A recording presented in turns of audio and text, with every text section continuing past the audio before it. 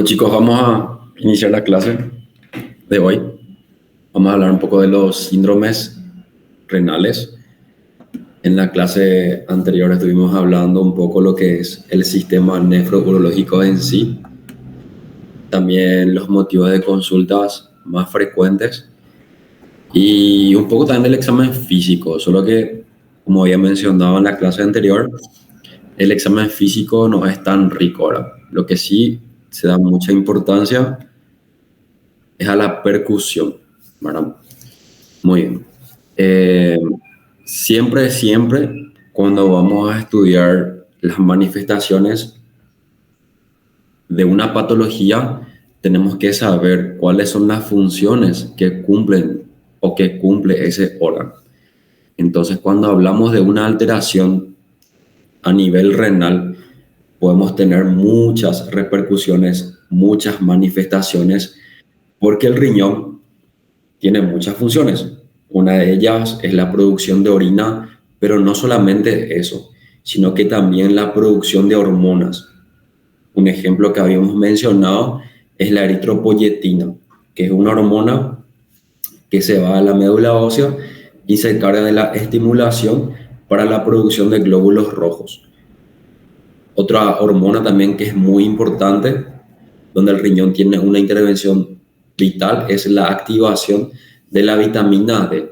Recuerden que la vitamina D tiene dos grupos hidroxilos y una de esas hidroxilación se produce en el riñón y es muy importante para que esa vitamina D sea activa. Sin esa hidroxilación, esa vitamina D no sirve, no es activa, entonces no puede cumplir su función. ¿Y cuál es la función de la vitamina D? Es participar en la absorción del calcio que se produce a nivel intestinal. Aparte de la producción de orina, la parte hormonal, también tenemos la parte hidroelectrolítica. Muy importante el potasio en la regulación de protones, de hidrogeniones, en la producción de bicarbonato. Entonces, cuando existen disregulaciones a nivel del pH, el riñón tiene la capacidad de disminuir de aumentar la pH cuando estamos en un estado ácido, mediante la eliminación de hidrogeniones y también con la producción de bicarbonato. El bicarbonato es producido en el riñón. Solo que la producción de bicarbonato en el riñón no es una respuesta inmediata. Es un proceso que lleva más o menos 24 a 48 horas. Entonces el potasio también es muy importante, se elimina por vía renal. Bueno, de los síndromes renales existen varios síndromes. Están los túbulos intersticiales, tenemos el nefrótico, el nefrítico y la insuficiencia renal. Vamos a empezar un poco con la insuficiencia renal. Cuando hablamos de insuficiencia, decimos que no se está cumpliendo bien con la función, ¿verdad? Si hablamos de una insuficiencia respiratoria, estamos diciendo que el pulmón no está cumpliendo con su función. ¿Y cuál es la función del pulmón? Es la oxigenación, la hematosis, es oxigenar la sangre. Entonces, cuando ven un paciente en insuficiencia respiratoria, van a ver que ese paciente está con soporte de oxígeno o incluso intubado para poder mejorar ese suministro de oxígeno. Cuando hablamos de una insuficiencia cardíaca, estamos diciendo que el corazón no está cumpliendo con su función. ¿Qué es la función del corazón? Es asegurar una buena perfusión de todos los tejidos. Y la insuficiencia renal es cuando el riñón no está cumpliendo con su función. ¿Cuál es la diferencia? Porque existen dos tipos. Tenemos la aguda y la crónica. Básicamente es el tiempo el que nos va a definir para saber si esa insuficiencia renal es aguda o crónica. Y el corte de tiempo es de 3 meses. Pero muchas veces los pacientes debutan con una insuficiencia renal crónica. Son esos pacientes que no vienen al consultorio, que son hipertensos, diabéticos y no son tratados. Entonces es la evolución final de la enfermedad, la insuficiencia renal crónica. Pero hay ciertos datos que nos van a orientar para saber si ese riñón ya está en un estadio crónico. Y una de ellas es por la imagen. Vamos a hacer una ecografía o una tomografía y vamos a ver que esos riñones ya son pequeños. El riñón se divide en dos partes, está la médula y la corteza. Eso por la tomografía, y en la ecografía se puede diferenciar muy bien. Pero el paciente con insuficiencia renal crónica no hay esa diferenciación córtico-medular. Entonces, si vemos estos patrones en nuestro paciente, podemos catalogar de que es crónico. La insuficiencia renal aguda generalmente es un empeoramiento brusco, ¿verdad?, de la función renal. Podemos, por ejemplo, tener un paciente que tenía un perfil renal normal, pero que a las 24, 48 horas su perfil renal empeoró. ¿Qué es perfil renal? Es urea y creatinina. Tuvimos un ascenso de la creatinina de un 50% o 0,3 miligramos de decilitro, y ahí decimos que es una insuficiencia renal aguda. Y así como las causas que vimos, prerrenal, renal y posrenal, también es la fisiopatología de la insuficiencia renal aguda.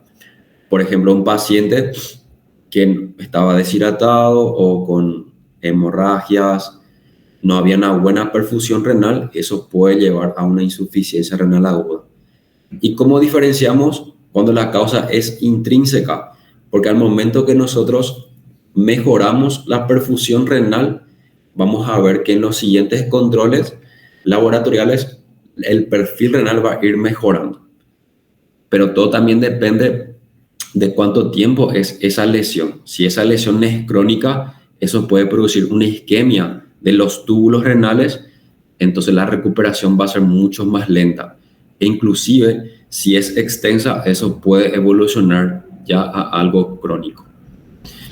También la posrenal es una causa de insuficiencia renal aguda. Generalmente vemos en los varones jóvenes, la causa más frecuente son las litiasis. En los de mayor edad, la hiperplasia prostática. Y en las mujeres, los tumores ginecológicos. Al momento que descomprimimos esa vía urinaria con la colocación de sonda vesical, si es hiperplasia prostática benigna, o la ruptura de ese cálculo que está obstruyendo el uréter, vamos a ver una mejoría del perfil renal. Bueno, en el paciente con insuficiencia renal crónica, ¿cuáles son los síntomas que podemos ver? Entonces, como hay generalmente una hipercalemia, porque el riñón no está eliminando el potasio, entonces el potasio empieza a acumularse. La hipercalemia produce muchos trastornos, pero más bien a nivel cardíaco, a nivel de la actividad eléctrica. Entonces podemos ver un paciente con un bloqueo auriculoventricular, podemos ver un paciente con bradicardia, podemos ver un paciente inclusive con una taquicardia ventricular o una fibrilación ventricular que puede llevar al óbito. O sea, la hipercalemia es una urgencia. Si viene un paciente en hipercalemia, primero tratamos de corregir con medicamentos. Le hacemos insulina, salbutamol. Si no mejora con medicamentos, eso es indicación de diálisis de urgencias. Porque si no responde a medicamentos, la última salida es la diálisis. Entonces, la hipercalemia es una de las manifestaciones de la insuficiencia renal crónica. Otro es el síndrome urémico. La urea es el producto del metabolismo de las proteínas, ¿verdad? Entonces el riñón es uno de los órganos que se encargan de la eliminación de la urea. Al momento que el riñón no cumple con su función, empieza a acumularse la urea en la sangre. ¿Y cuáles son los síntomas que podemos ver? Más bien a nivel neurológico, la encefalopatía urémica. Vemos un paciente que estaba lúcido, ¿verdad? Hablaba, se comunicaba. Permiso.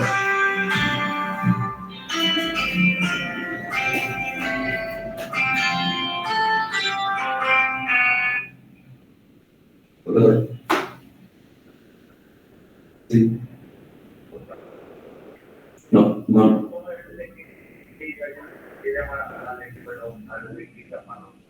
Ok. Adelante.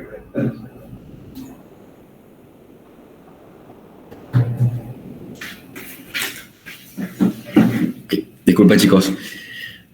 Bueno, siguiendo un poco con la temática, el síndrome urémico, vemos un paciente que estaba lúcido, estaba orientado en tiempo, persona y espacio, pero posteriormente hubo una alteración de su nivel de conciencia.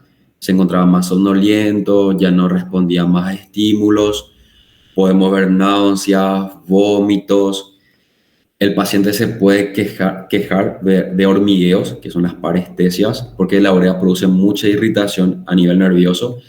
Y hay una maniobra que se llama flapping o asterixis, que consiste en hacer una dorsiflexión de la mano y al momento que soltas hace como un movimiento de bamboleo. Ese es el flapping que vemos en los pacientes en síndrome urémico. Muy característico es. Y se trata de corregir eso con hidratación y si no mejora, también es una indicación de diálisis de urgencias. Como otra función del riñón es la activación de la vitamina D. Entonces, esos pacientes con insuficiencia renal crónica, vamos a ver que su nivel de calcio va a estar más bajo. ¿Por qué va a estar más bajo? Porque no se activa la vitamina D. Entonces, el cuerpo trata de mejorar esa concentración de calcio a costa de ¿qué? De una mayor degradación del hueso, mediante la activación de los osteoclastos, empieza a liberar calcio, pero obviamente eso predispone a que, como ese hueso queda después más frágil, que el paciente tenga fracturas patológicas. Sin muchas veces caerse ni tener un golpe, presenta una fractura con ciertos movimientos leves, porque ese hueso obviamente está más débil, pero es un mecanismo que tiene el cuerpo de mejorar el nivel de calcio. La hipocalcemia también es una manifestación clínica de la insuficiencia renal crónica. Otro es la anemia. Como hay un descenso de la eritropoyetina, el paciente empieza a tener anemia, una hemoglobina baja. Pero esto no se corrige dándole al paciente hierro, vitamina B12 ni ácido fólico, sino que se corrige dándole eritropoyetina. La acidosis metabólica también es otra manifestación de la insuficiencia renal crónica porque el riñón produce menos bicarbonato y ¿qué pasa con el pH? Empieza a descender. Después, con respecto a los síndromes, tenemos dos síndromes que son muy importantes, que son el nefrótico y el nefrítico. Muy bien. ¿Cuál sería la diferencia en la fisiopatología de uno y otro?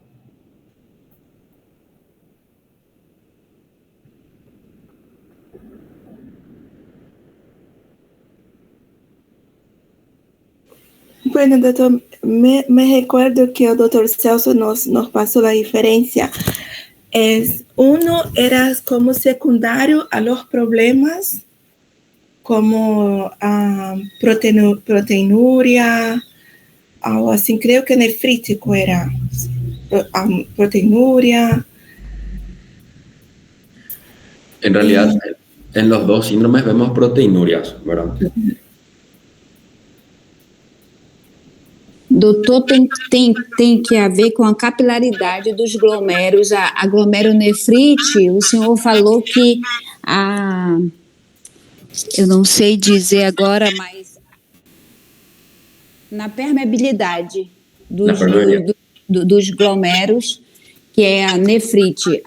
Aí já a nefrótica é quando a proteinúria está acima de 3,5 gramas em 24 horas. Más o menos eso. Bueno, recuerden chicos que en 2 semanas está fijado nuestro examen, ¿verdad? Nuestro examen práctico. Y respecto al examen, lo que más voy a insistir es en los hallazgos al examen físico de las patologías neurológicas que vimos y también a nivel renal. Y a nivel renal lo que sí voy a preguntar cuáles son cómo vamos a diferenciar, por ejemplo, un nefrótico de un nefrítico, tanto a nivel laboratorial, ¿verdad? Cómo hacemos el diagnóstico y al examen físico, qué datos existen de diferencia, ¿verdad? Entonces, la fisiopatología es diferente. ¿Por qué?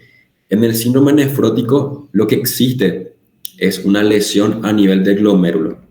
En ambos hay una lesión, solo que la lesión es mucho más extensa y eso lleva a que el riñón no filtre las sustancias que sí queremos que estén dentro de la sangre.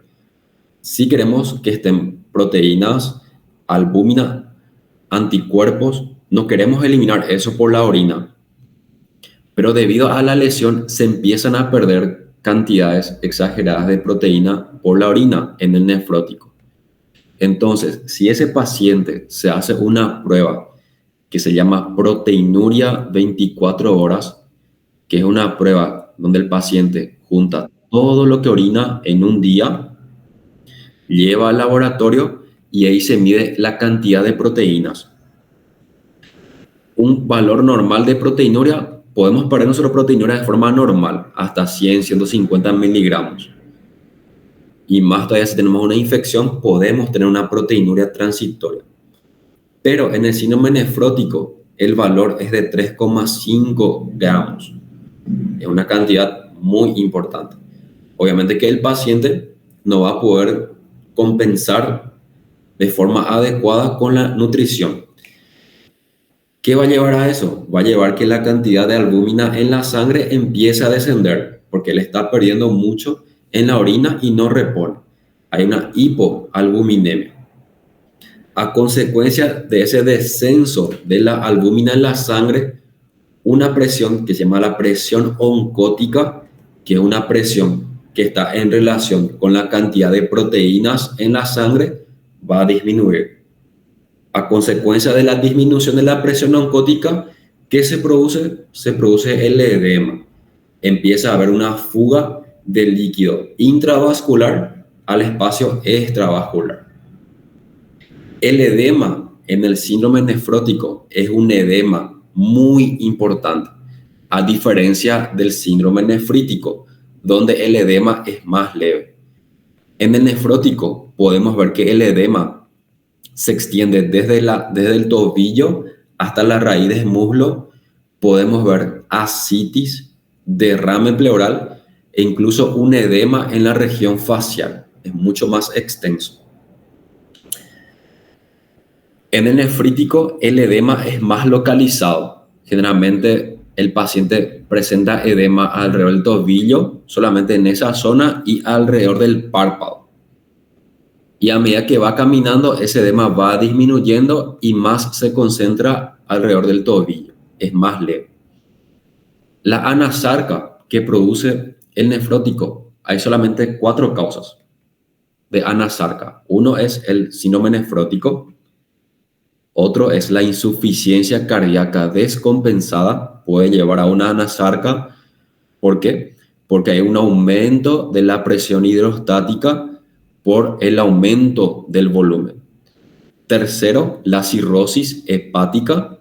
Y cuarto, una enteropatía perdedora de proteínas.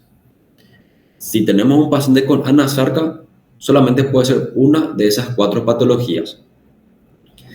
Entonces, volviendo a repasar el síndrome nefrótico, vamos a ver proteinuria mayor a 3,5 gramos día. Segundo, hipoalbuminemia. Tercero, edema. Y cuarto, vamos a ver que el colesterol y el triglicéridos de ese paciente va a estar aumentado. O incluso, si le hacemos una prueba de orina simple más sedimentos, vamos a ver que el laboratorio va a informar pérdida de lípidos en la orina. Eso se llama lipiduria. ¿Y por qué ocurre esto?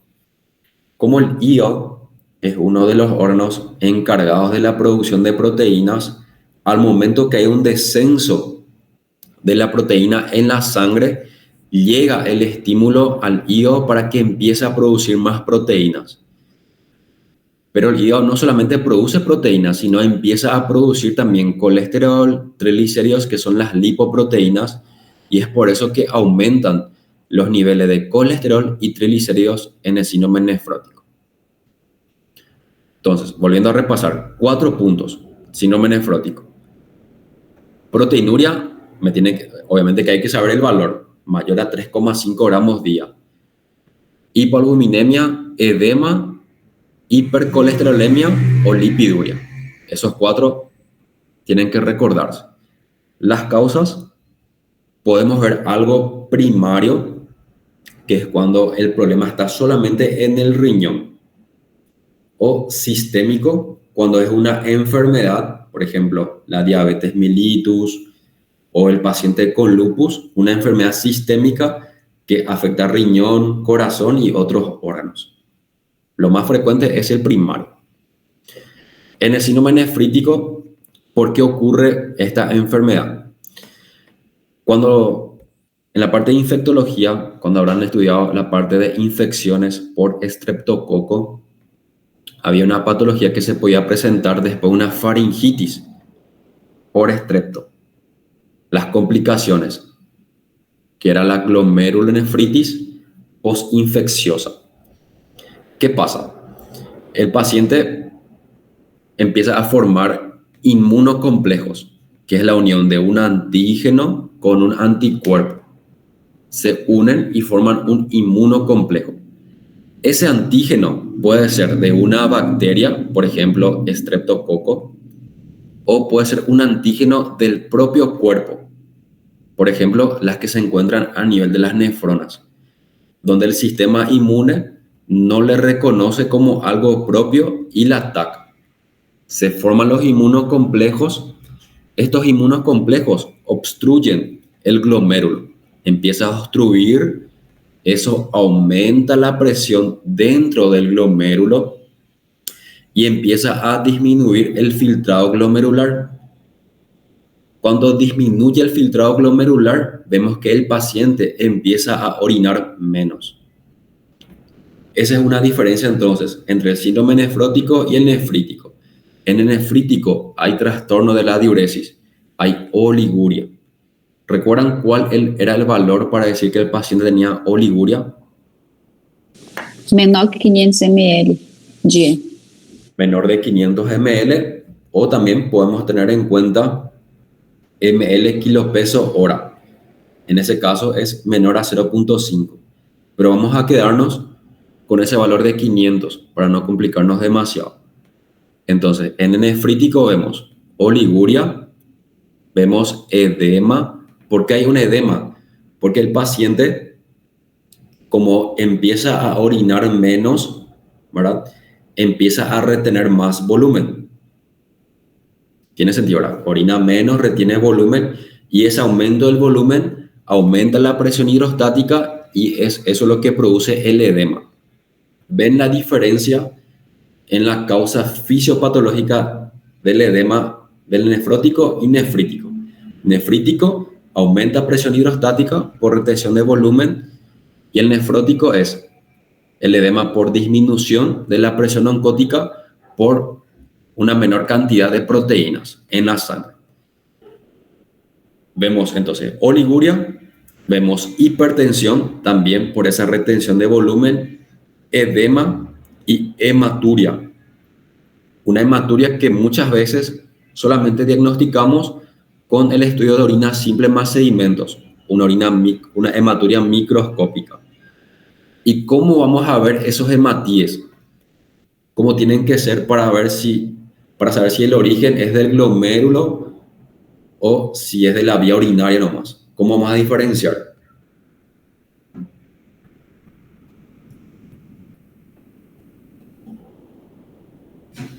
Vamos a ver que los hematíes, la forma de los hematíes van a estar alterados, o sea, van a ser hematíes dismórficos.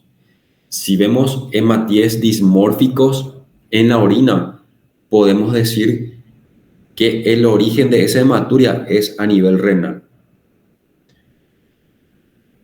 ¿Entendieron, chicos? Sí. ¿Me están siguiendo ahora? Sí, doctor. Sí, doctor. Ok, entonces, volviendo a repasar, ahora ustedes me van a decir cuáles son los criterios del síndrome nefrótico, criterios diagnósticos. Son 4. Proteinuria. ¿Mayor a cuánto? Aumento de 3.5 al día. Sí. Hipoalbuminemia. hipoalbuminemia, después edema, edema, y el último, Lipiduria. lipiduria. triglicéridos alto, colesterol alto. Exactamente, esos son los 4 rasgos. Pero traten de entender el por qué se produce todo esto, ahora para que puedan entender y no memorizar. Porque si memorizan, después llega el examen y se ponen nerviosos y se van a olvidar. ¿Y el síndrome nefrítico? ¿Cuáles eran los rasgos del síndrome nefrítico? Síndrome nefrítico é uma síndrome com manifestações clínicas localizadas e apresenta hematúria, Edema, hematúria Y oliguria. oliguria e hipertensión. Hipertensión. No se olviden que la hematuria tiene que ser hematíes dismórficos. Ese es el rasgo del síndrome nefrítico. ¿Está bien? ¿Y cuál es la diferencia de la fisiopatología entre uno y otro? Bueno, en el nefrítico porque se forman los inmunos complejos, ¿no? Que se juntan antígeno con anticuerpo y que se obstruyen los glomérulos. Exactamente. e por isso diminui o filtrado de la urina. Justamente, recuerden esa imagen de la cápsula renal de la nefrona, está la cápsula de Bowman. Entonces, cuando se forman esos inmunos complejos obstruyen el túbulo renal. Al momento que obstruye el túbulo renal, obviamente que no hay una buena circulación de la orina y es como que se tranca. Por eso vemos un trastorno en la diuresis. El paciente empieza a orinar menos. En el síndrome nefrótico no vemos una obstrucción, no, los túbulos están libres. Pero ¿qué pasa? Es como que la lesión afecta la capa de filtrado. Los poros, porque los endotelios tienen sus poros, estos aumentan de tamaño y ahí empiezan a perderse las proteínas. Y al momento que se pierden las proteínas en grandes cantidades, porque en los dos hay pérdida de proteína, tanto en el nefrótico como en el nefrítico. Eso no es una diferencia, pero sí la diferencia es la cantidad. En el nefrótico es más de 3,5 gramos y en el nefrítico no llega a esa cantidad. Podemos ver 1 gramo, 1,5, pero jamás va a ser mayor a 3,5 por la fisiopatología. Doutor, então tem que haver com a permeabilidade, no caso, ele se expande aí começa a salir partícula de tudo? Claro, por el aumento de la presión dentro del túbulo es como que eso va empujando las sustancias, principalmente los hematíes. Los hematíes, los glóbulos rojos, tienen esa capacidad de, digamos, adaptarse a los poros, por su membrana ser más frágil y empieza a perderse en la orina. Y otra diferencia también es en el estado de volumen del paciente. Así como les expliqué a ustedes, ¿dónde vamos a encontrar un mayor volumen, un estado de hipervolemia? Y en cuál vamos a encontrar una disminución del volumen. Les vuelvo a preguntar. En el síndrome nefrótico, ¿qué pasa? Perdemos proteínas, el líquido intravascular pasa al espacio extravascular, el edema es más importante. ¿Por qué les explico esto? Porque muchas veces vemos un paciente con síndrome nefrótico y que se hace en el hospital, se le da furosemida para que orine y que ese edema empiece a disminuir. Pero eso no es la fisiopatología del síndrome nefrótico. Incluso uno puede empeorar aún más la función renal porque el volumen intravascular está disminuido por esa fuga excesiva del líquido hacia el tercer espacio. Entonces lo que uno va a hacer con la furosemida es disminuir aún más el volumen intravascular, va a disminuir la perfusión del riñón y eso va a hacer que tu riñón empeore aún más. Entonces lo que hay que hacer es hidratar inclusive en el síndrome nefrótico, por más que uno ve que tenga mucho edema. Y si no mejora el edema, hasta se puede utilizar albúmina, pero en casos seleccionados nomás. En el nefrítico sí podemos hacerle furosemida. ¿Por qué? Porque en el síndrome nefrítico vemos que el paciente no orina. Al no orinar hay un acúmulo de volumen dentro del vaso sanguíneo.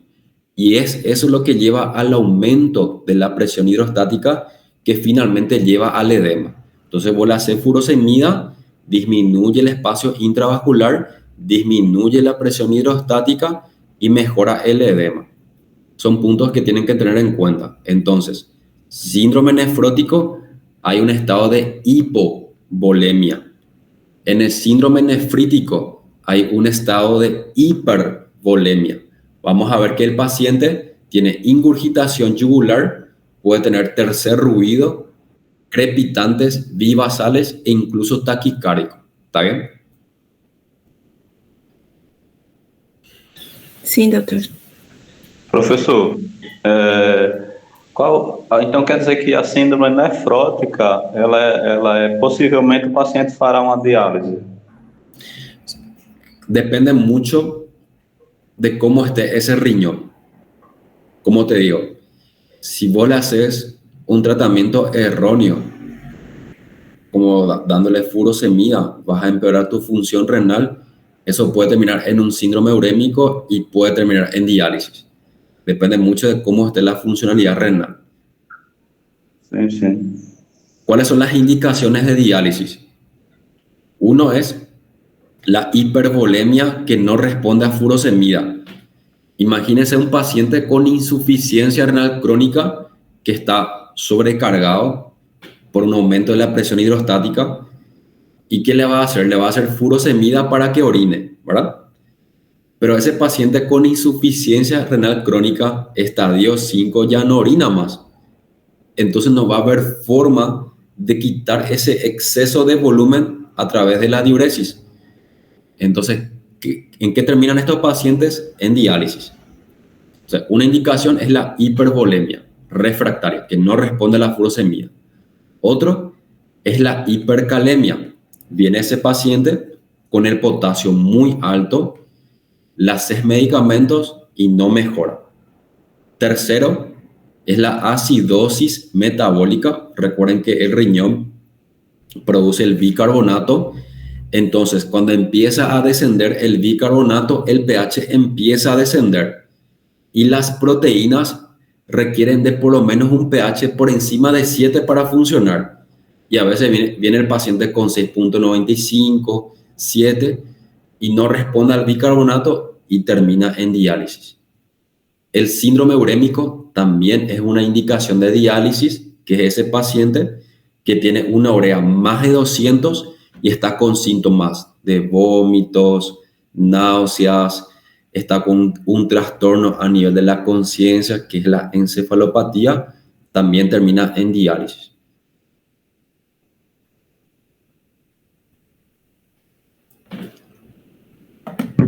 Profesor. Bueno, doctor. Bueno, chicos, entonces, como la siguiente clase va a ser nuestro examen, no quiero que se preocupen demasiado, no voy a ser muy exigente con ustedes. Un poquito de la historia clínica, como el examen anterior, no sé si algunos reunieron conmigo, una historia clínica breve que van a hacer todos juntos, cada uno va a presentar y les voy a preguntar de ciertos hallazgos del examen físico y de las patologías que vimos en la clase. O sea que si tu paciente, por ejemplo, tiene pielonefritis, no significa que solamente te voy a preguntar sobre el síndrome infeccioso, que es la pielonefritis, sino también te puedo preguntar algo de síndrome nefrótico, algo de síndrome nefrítico, o incluso una patología que vimos en la parte neurológica. ¿Está bien? Pero preguntas a grandes rasgos, no muy difícil. Bueno, doctor, entonces, de acá a 15 días vamos a rendir, entonces. Así mismo, dentro de 2 semanas. Dentro de más o menos es en el 25 de octubre. Más o menos. Más o menos esa fecha sería. Bueno, entonces está. ¿Está bien? Está bien. Bueno, chicos, entonces finalizamos la clase. Genial, doutor. Dale. Doutor, não tem que tirar foto para enviar para a norma, não? Cierto. Ya. Abrir a câmera? Tem que abrir a câmera? Sí, por favor. Abrir a câmera? Abrir a câmera? Não, professor. Abrir a câmera. Aí então vamos salir. Peraí, um momento. A foto. Meu Deus. Ai, Olha o gato. Olha a o minha gato. câmera não quer nem... Olha o gato do Glauco. ¿Estamos todos? Sim. Uno, Tá faltando dos, especial. Cadê o especial? 3. Ya está. Cadê o especial? Dale, chicos. Ya. Gracias. Graças, doutor. Doutor, não Tchau, quer. tchau. Graças, doutor. Buenas, chicos. Falou, primo. Valeu, Alex. Tamo junto. Chao, chao. De nada. Olha o Glauco se balançando aí, orelha seca.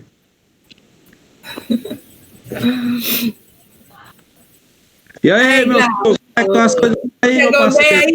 aí. Olha o Saulo entrou, o Saulo, orelha. O que o Saulo faz